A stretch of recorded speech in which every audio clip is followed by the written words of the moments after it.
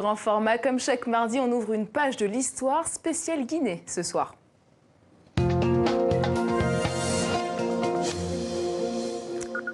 On en parlait au début de ce journal, la Guinée célèbre ce 2 octobre les 60 ans de son indépendance. Une histoire traversée par des violences politiques. Un ouvrage collectif revient sur les blessures de la société guinéenne. Bonsoir Antonin Rabec. Bonsoir. Alors vous êtes co-auteur du livre Mémoire collective, une histoire plurielle des violences politiques en Guinée. Alors vous retracez cette histoire de 58 à nos jours avec des Guinéens, des journalistes, historiens, militants des droits de l'homme. Estimez-vous qu'il y a une culture de la violence en Guinée? Alors avant tout, je voudrais souhaiter une bonne fête nationale en ce jour qui marque l'anniversaire de l'indépendance aux Guinéens et aux Guinéennes. Alors une culture de la violence, je me garderais bien d'utiliser une telle expression. En revanche, ce qui est sûr, c'est qu'il y a une pratique bien établie de la violence qui s'incarne aujourd'hui, je dirais ces dernières années, dans le fait qu'il est peu probable qu'une manifestation ait lieu aujourd'hui à Conakry sans qu'elle fasse l'objet de violence, et de part et d'autre, hein, pas seulement du côté des corps habillés, enfin des forces de défense et de sécurité, aussi du côté des manifestants qui ont des techniques de violence, qui ont développé des techniques de violence au cours des dernières années. Et cette dernière forme, si vous voulez, de violence à travers les manifestations, qui remonte peut-être à la fin avec le régime vieillissant de Lansana Conté à la fin des années 2000, elle s'inscrit dans une histoire de violence politique.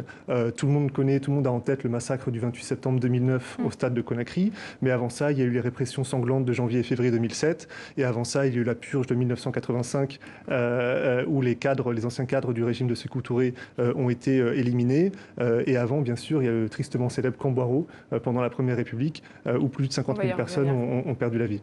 Alors pourtant, la Guinée était bien partie. Le nom de Sékou Touré en 58 à De Gaulle pose un acte fondateur de la démocratie. Pourquoi très vite on assiste à un délitement de cette base, au départ prometteuse?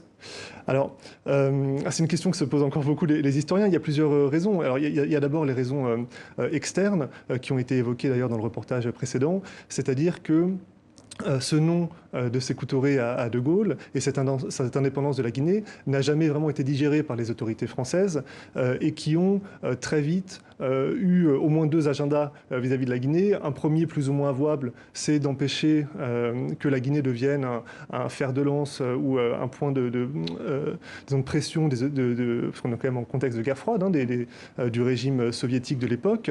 Et le deuxième, beaucoup plus caché, c'est évidemment de faire payer à Sékou Touré, jeune leader et puis héros de l'indépendance et du panafricanisme, de faire payer ce nom et la façon aussi dont, il y a quelque chose de très personnel chez le général de Gaulle dans sa volonté de vengeance. Et dans ce livre, nous retraçons, et j'insiste là-dessus, c'est important, à travers des archives qui sont encore inédites du Fonds Focard et des archives des services secrets français, comment dès 1959, les services secrets français, notamment le SDEC, montent des opérations de déstabilisation pour essayer sinon de renverser le régime de Sékou Touré, en tout cas de l'affaiblir par tous les moyens, notamment à travers les pays voisins. Alors, le camp de Boiro est devenu un lieu emblématique du règne de Sékou Touré. Pourquoi ce camp est resté vivace dans la mémoire des Guinéens, encore aujourd'hui?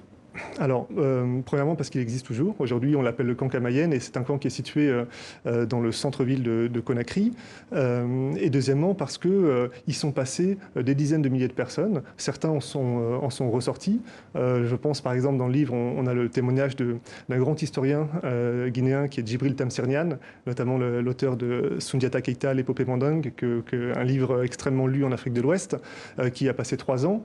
Donc beaucoup y sont passés pour leur appartenance supposée à des tentatives de complot ou de contre-révolution, selon l'idéologie de Sékou Touré d'alors, et d'autres y sont restés, soit morts à l'intérieur du camp Boiro, soit exécutés. C'est notamment le cas en 1971 avec cette vague de pendaisons publiques et de personnes qui ont été fusillées en réponse à des menaces, encore une fois supposées ou réelles. C'est aussi une question qui n'a jamais été tout à fait réglée, et c'est ce qu'on essaye d'aborder dans cet ouvrage. Alors dans votre ouvrage, vous dites aussi que la mémoire de cette première République s'efface, notamment dans le camp Boiro. Pourquoi?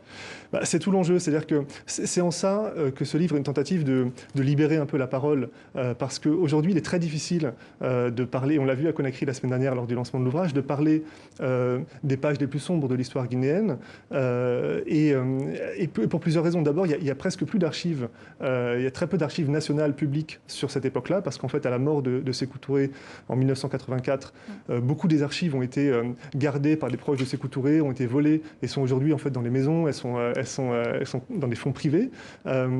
Et ensuite, parce qu'il y a eu un véritable tabou, il y a une anecdote qu'on raconte, c'est qu'en 1985, il y a un premier livre d'histoire.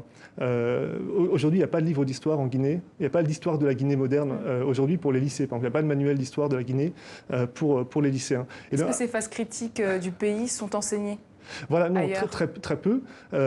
Et pour vous dire, donc, il y a un premier manuel en 1985 et le chapitre consacré au premier régime de Sékou Touré, donc 1958-1984, fait 4 lignes.